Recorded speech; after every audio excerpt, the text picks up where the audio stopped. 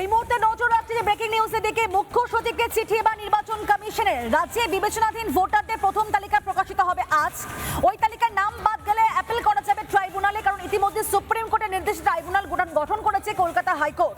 আর এবার মুখ্য সচিবকে চিঠি দিয়েছে নির্বাচন কমিশন। ঠিক কি বিষয়ে জানতে চিঠি দেওয়া হয়েছে জানবো। অনুপম রয়েছেন আমাদের সঙ্গে। অনুপম,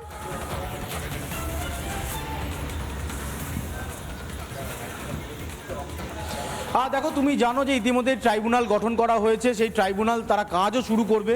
যেহেতু আজকে একটা তালিকা প্রকাশ করার কথা রয়েছে, সেই তালিকা আজকে সন্ধে নাগাদ প্রকাশিত হবে অ্যাডজুডিকেশনের পর, ডিলিটেশনের পর। ফলে এরপর যাদের নাম থাকছে না তারা ওই ট্রাইব্যুনালে অ্যাপিল করবে। কিন্তু এই ট্রাইব্যুনাল কোথায় তৈরি হবে, সাধারণ মানুষের যাতে সুবিধা হয় এই রকম কোনো জায়গায় ট্রাইব্যুনাল তৈরি করতে হবে, এবং তার জন্য যে পরিকাঠামোর প্রয়োজন সেই পরিকাঠামো দ্রুত তৈরি করতে হবে। এই সমস্ত কিছু নিয়ে নির্বাচন কমিশনের তরফে রাজ্যের মুখ্য সচিব তাকে চিঠি দিয়ে বলা হয়েছে যে এই পরিকাঠামো তৈরি করে কমিশনকে জানাতে হবে। যেহেতু মানুষ যাবেন, তারা অ্যাপিল করবেন, বহু মানুষের নাম থাকবে না এমনটা কিন্তু আশঙ্কা করা হচ্ছে রাজনৈতিক দলগুলোর তরফে। ফলে স্বাভাবিকভাবে এই সব মানুষগুলো তারা যখন ট্রাইব্যুনালে মুভ করবেন, ট্রাইব্যুনালে যাবেন এবং গিয়ে তাদের কথা তারা বলবেন, তাদের ডকুমেন্টস তারা দেখাবেন।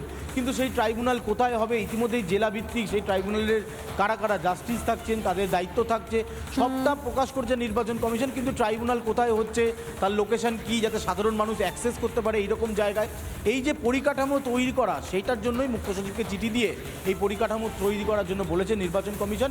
তারপর মুখ্য সচিবের তরফেও নিশ্চিতভাবে উত্তর আসবে যে ট্রাইব্যুনাল জেলায় জেলায় যে তৈরি হবে সেটা কোথায় তৈরি হচ্ছে, তার টোটাল একটা লিস্ট কমিশনকেও তাদের তরফে দেওয়া হবে। বেশ, ধন্যবাদ তোমাকে। অর্থাৎ কোথায় কোথায় হবে ট্রাইব্যুনাল কোর্ট জানতে চেয়ে চিঠি বা নির্বাচন কমিশনের একই সঙ্গে বলা হয়েছে এই ট্রাইব্যুনাল কোর্টে যাতে মানুষের কোনো রকম ভাবে অসুবিধা না হয়।